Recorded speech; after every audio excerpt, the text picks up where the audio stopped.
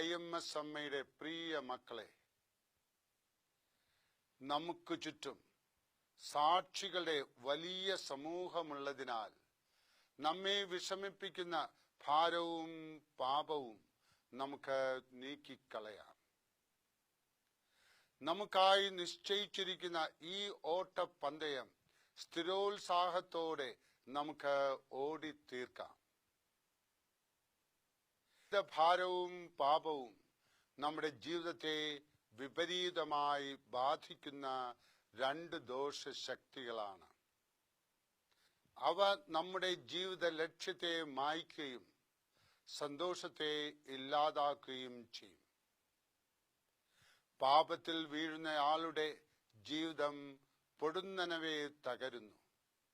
ജീവിതഭാരം അല്പാൽപമായി നമ്മെ നശിപ്പിക്കും.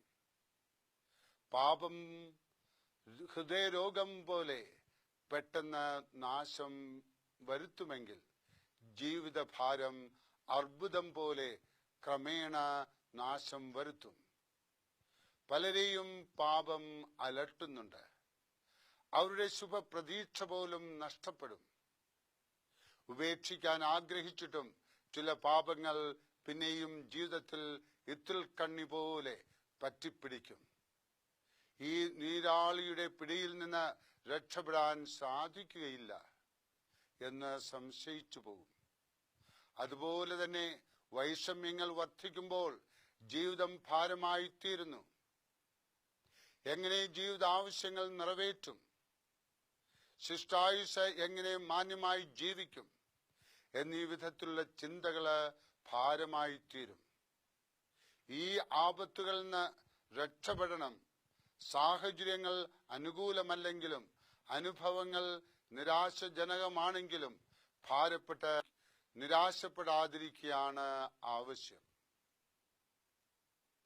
ബ്രിട്ടീഷ് പ്രധാനമന്ത്രിയായിരുന്ന വിൻസ്റ്റൺ ചർച്ചിൽ സ്കൂൾ ക്ലാസുകളിൽ പഠിച്ച കാലത്ത് വലിയ കഴിവുകളൊന്നും പ്രദർശിപ്പിച്ചിരുന്നില്ല. കഠിന ശ്രമത്തിന്റെ ഫലമായി കോളേജ് വിദ്യാഭ്യാസം പൂർത്തിയാക്കി, ഡിഗ്രി കരസ്ഥമാക്കി. അദ്ദേഹത്തിന്റെ വാർദ്ധക്യകാലത്ത് താൻ ചെറുപ്പത്തിൽ പഠിച്ചിരുന്ന ഹാരോ സ്കൂളിലേക്ക് പ്രസംഗത്തിന് സ്കൂൾ അധികാരികൾ ക്ഷണിച്ചു.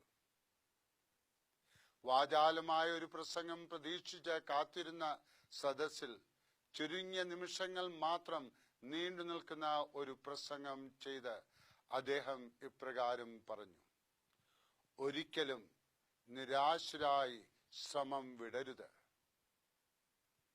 ഒരിക്കലും ശ്രമം വിടരുത്. ഒരിക്കലും ഒരിക്കലും ഒരിക്കലും ശ്രമം അവസാനിപ്പിക്കരുത്. ഇത്രയും പറഞ്ഞ ശേഷം അദ്ദേഹം ഇരുന്നു.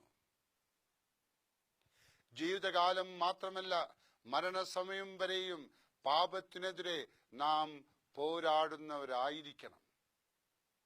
ഒരിക്കൽ ആരംഭിച്ച ശ്രമം ഫലം ലഭിക്കുന്നതുവരെ അവസാനിപ്പിക്കരുത്. അതിനുള്ള കൃപ നിങ്ങൾക്ക് IMS അമ്മയിലൂടെ ലഭിക്കട്ടെ. IMS അമ്മ നിങ്ങളെ അനുഗ്രഹിക്കട്ടെ. IMS അമ്മയോട് നിങ്ങൾ പ്രാർത്ഥിക്കുക. IMS അമ്മ നിങ്ങളുടെ ആഗ്രഹങ്ങൾ സാധിച്ചു തരും. ആമേൻ.